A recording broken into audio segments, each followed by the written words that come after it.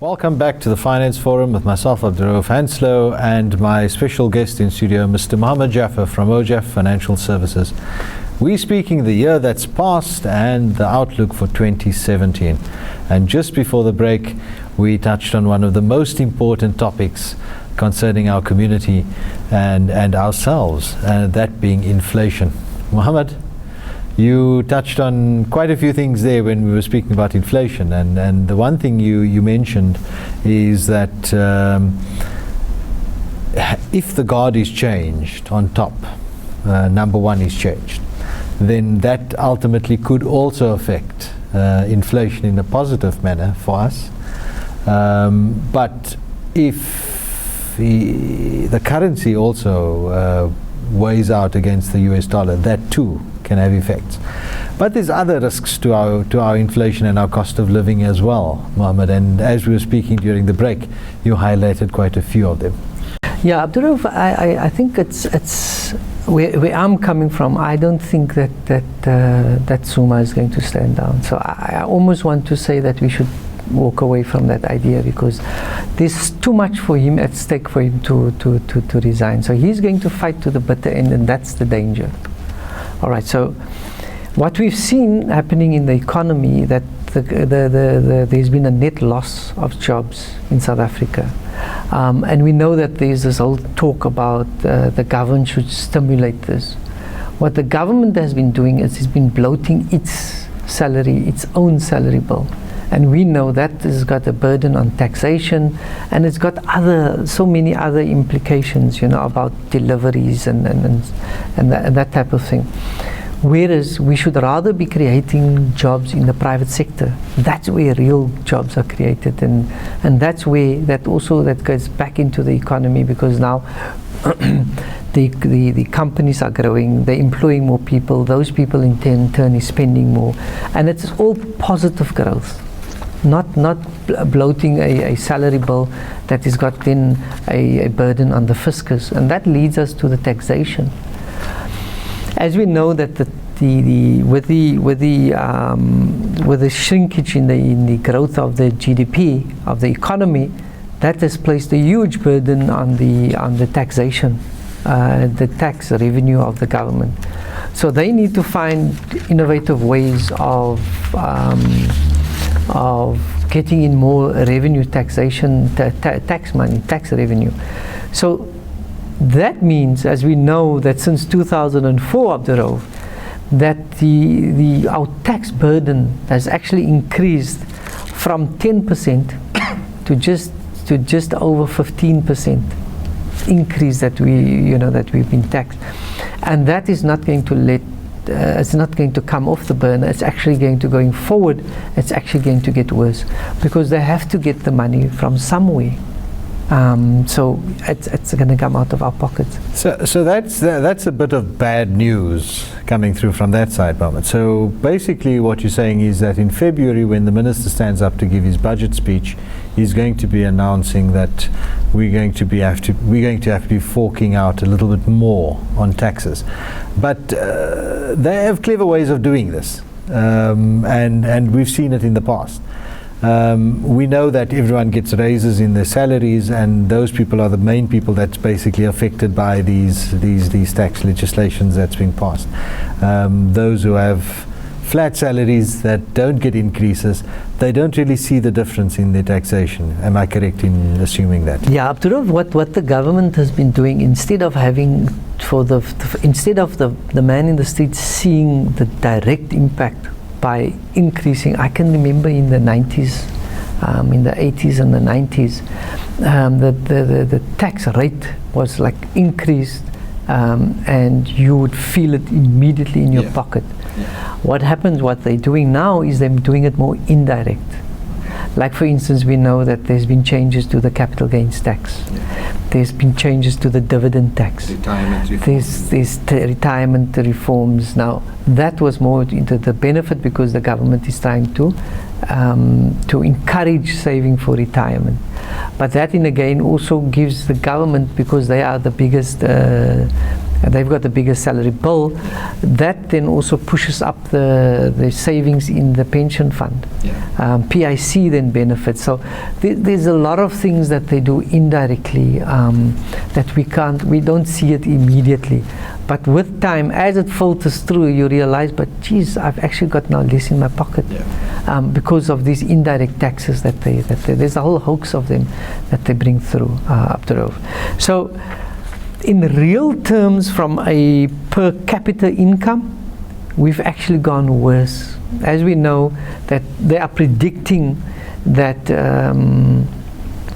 that we should see a 1% growth this year. That is a prediction. We know, these predictions can be terribly out.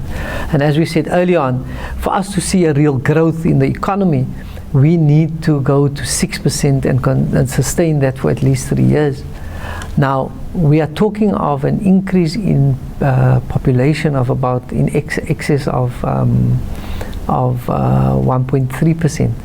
So in the real terms, we are actually going backwards. So this has all got a compounding effect on the economy and for the man on the street. The cost of living.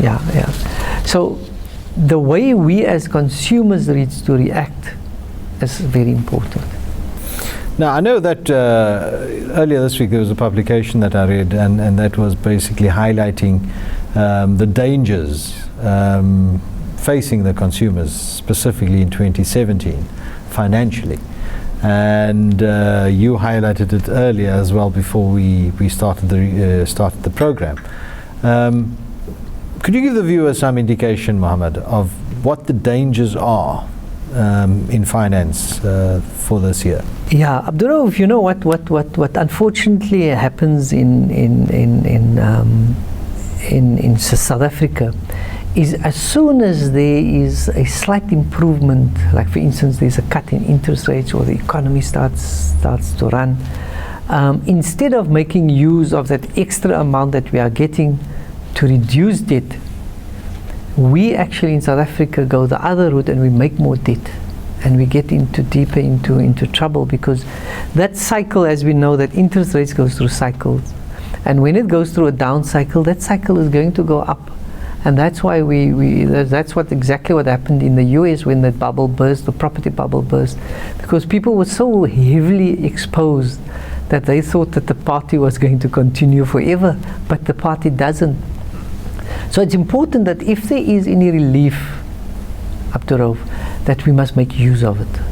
And I'd like to quote one of the Nobel Prize winners, a gentleman by the name of Paul Samuelson in the US, the late Samuelson, and he once said that investing is like watching a painting dry or watching grass grow, which means that you must have patience, and you must, it takes time. Grass goes through different weather patterns, different seasons, and we must have the same patience when it comes to our investment. That of knee-jerk reaction, and we know that the impact, and this is a very important point that I want to make now, Abdu-Raof. We know what the currency, the impact that have on our offshore investments. And unfortunately, you find people, when the rand went all the way to 16 rand and almost 17 rand, that people were smiling.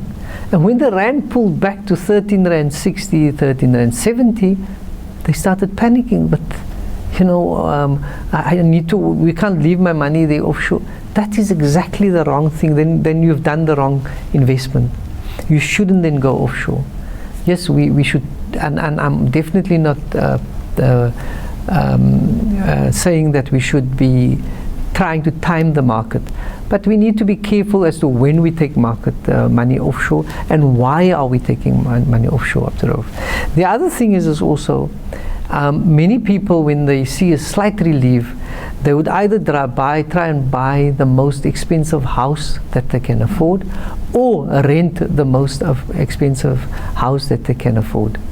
Now, we shouldn't be doing that, Abdu-Raof. We should rather go into a house that we can afford very comfortably, and use the difference then to invest.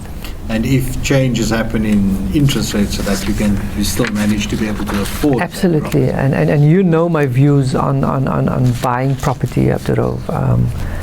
Personally, in fact, last year on residential property, I got out of it completely because of when you sit down and you do your calculations and you look at what you've actually made over the so many years, you'll see that it's actually not worth your while. Because of, in South Africa in particular, the tenant has got more rights than you as a landlord, and we know that those people that default, they default knowing the law, you know. So that's very important, Abdu-Raof. Then the second one is, Abdu-Raof, a car is not an investment. It's not an asset. In fact, in most cases, it's a liability. So don't now, when you know, I can afford if I had a salary increase, interest rates might have dropped or it's stabilized, I can afford a more expensive car. Don't do that.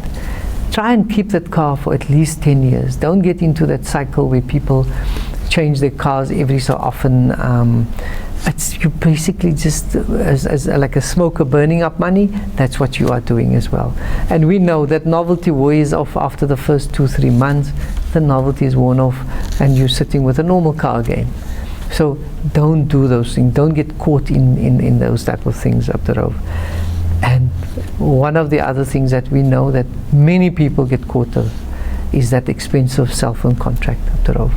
I was shocked 2 years ago where people, I saw somebody was referred to me where the person has got a meager, earning less than 10,000 rands.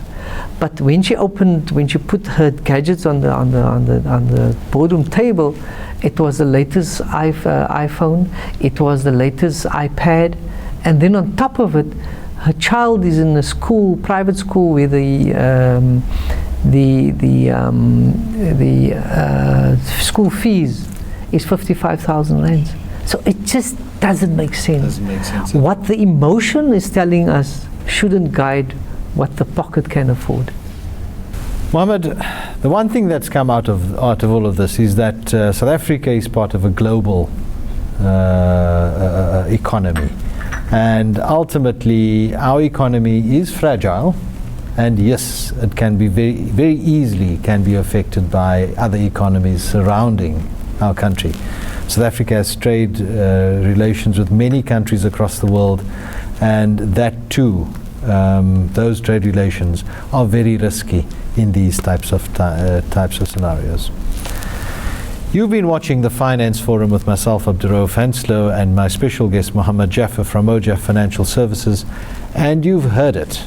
2017 might be a good year, but in certain circumstances, if we don't heed to the call, it could also be a very bad year for all of us.